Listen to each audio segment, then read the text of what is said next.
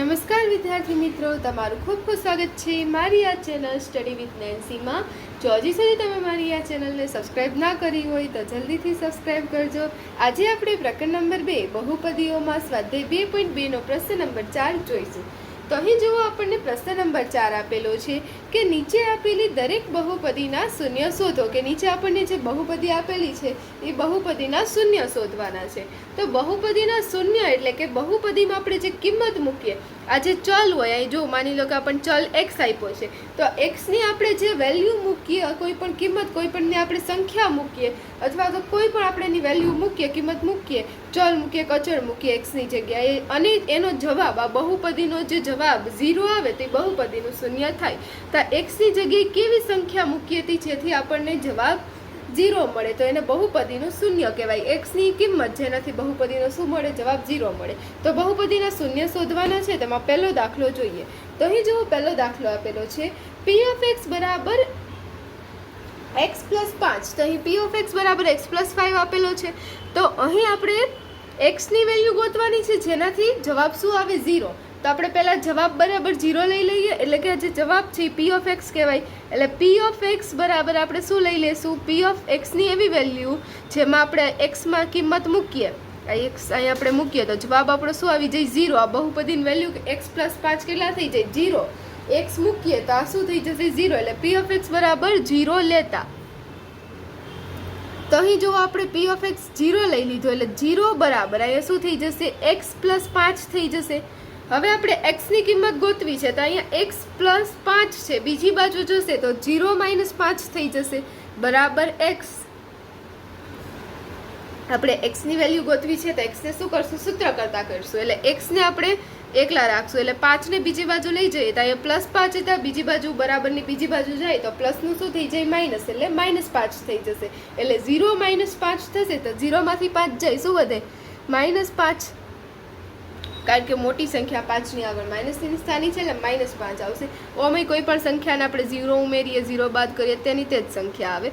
તો હવે બરાબર x, તો x બરાબર આપણને શું મળી ગયું, -5. તો આપણો જવાબ આવી ગયો. આ શું મળી ગયું આપણને, શૂન્ય મળી ગયું.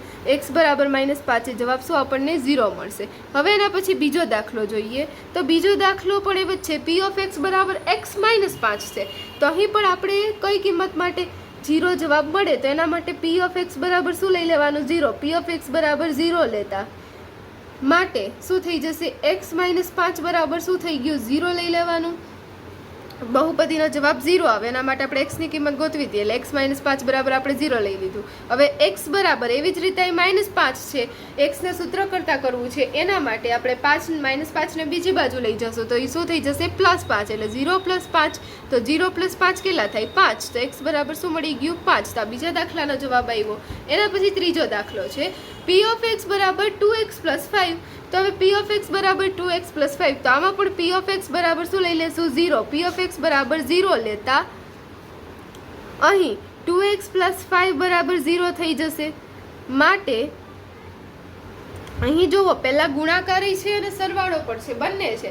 તો પહેલા આપણે આ સરવાળાવાળું પદ છે અને બીજે લઈ જશું, પછી ગુણાકારવાળા પદનું કરશું. તો 2x બરાબર, હવે અહીંયા +5 છે, બીજી બાજુ જશે તો શું આવશે, -5 થઈ જશે. એટલે 2x બરાબર 0 - 5 કેટલા થઈ જશે, -5 થશે.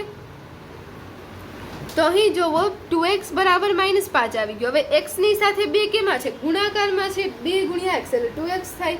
તો અહીં આ 2 ગુણાકારમાં છે, તો આપણે એને દૂર કરવા છે તો બરાબરની બીજી બાજુ લઈ જઈએ, અને બરાબરની બીજી બાજુ લઈ જશો એટલે ગુણાકારનું શું થઈ જશે, ભાગાકાર થઈ જશે. એટલે 2 અંશમાં હતા એ ક્યાં આવી જશે, છેદમાં આવી જશે. બરાબરની બીજી બાજુ લઈ જઈએ તો અંશનું છેદ થઈ જાય, છેદમાં હોય અંશમાં જાય. તો x બરાબર -5 ના છેદમાં 2 આપણને આન્સર મળી જશે. હવે એના પછીનો ચોથો દાખલો જોઈએ. તો અહીં આપણને ચોથો દાખલો આપેલો છે, p of x બરાબર 3x - 2. તો આમાં પણ ગુણાકાર ને બાદબાકી બંને સાથે છે, ગણશું તો એ જ રીતે કે p of x બરાબર 0 લઈ લઈએ. p of x બરાબર 0 લેતા માટે 3x - 2 કેટલા થઈ ગયા, 0 થઈ ગયું. x ની કિંમત ગોતવી છે, 2 ને બીજી બાજુ લઈ જઈએ એટલે 3x બરાબર 0 + 2 થઈ જશે. આ -2 હતા, બીજી બાજુ ગયા એટલે શું થઈ જશે, +2 થઈ જશે. એટલે 3x બરાબર 0 + 2, તો 3x બરાબર શું થઈ જશે, 2. હવે એક્સને સૂત્ર કરતા કરવું છે તો એક્સ બરાબર, હવે અહીં 3 શું છે ગુણાકારમાં છે, બીજી બાજુ જશે એટલે શું થઈ જશે ભાગાકાર થઈ જશે, એટલે 2/3 અહીંયા ગુણાકારમાં હતા, અંશમાં હતા, બરાબરની બીજી બાજુ જાય એટલે ભાગાકાર છેદમાં આવશે, એટલે એક્સ બરાબર 2/3 આપણો જવાબ આવી જશે. ચોથા દાખલાનો એના પછી પાંચમો દાખલો જોઈએ. પાંચમો દાખલો આપેલો છે p of x બરાબર 3x. તો અહીં p of x બરાબર શું આપ્યું છે 3x, તો અહીં પણ p of x બરાબર આપણે શું લઈ લઈએ 0. p of x બરાબર 0 લેતા માટે શું થઈ જશે 3x બરાબર 0. હવે આપણને નોર્મલી ખબર પડે કે x સાથે 3 સાથે આપણે કઈ સંખ્યા ગુણીએ તો 0 આવે 0.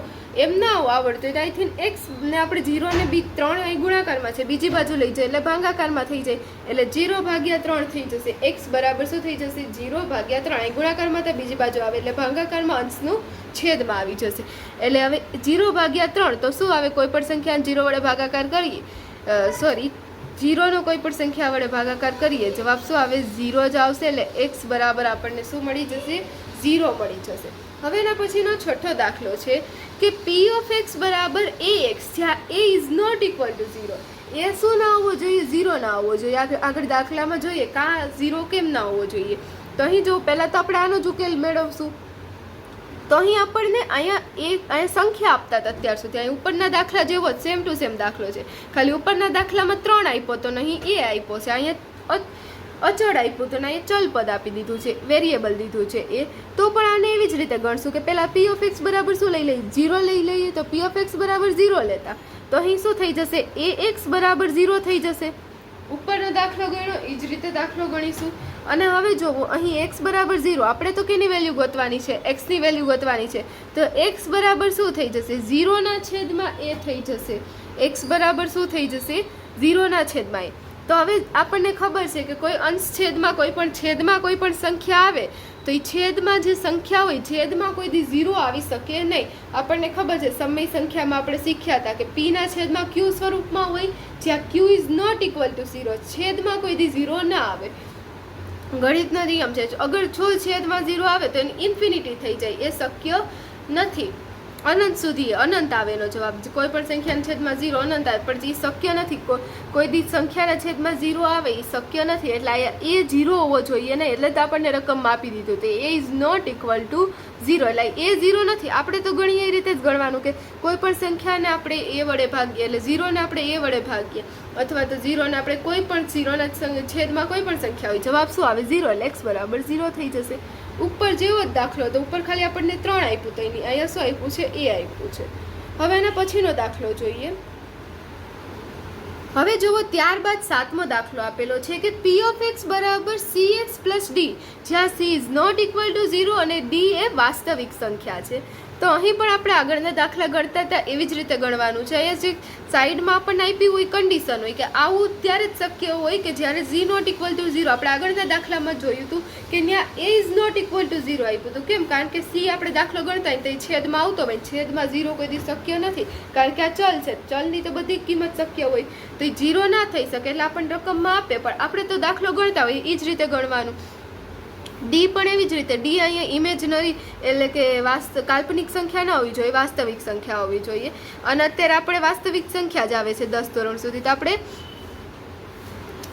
અહીં આનું કંઈ કામ નથી, આપણે આ દાખલો ગણવાનો છે. તો p of x બરાબર 0 આપણે લઈ લઈએ, તો p of x બરાબર 0 લેતા સંખ્યામાં ગણતા હોય એવી જ રીતે આમાં ગણવાનું રહેશે કે cx પ્લસ d બરાબર આપણે 0 લઈ લઈએ. હવે આપણે તો x ની વેલ્યુ ગોતવી છે, તો cx બરાબર d ને બીજી બાજુ લઈ જાય એટલે 0 માઇનસ d થઈ જશે.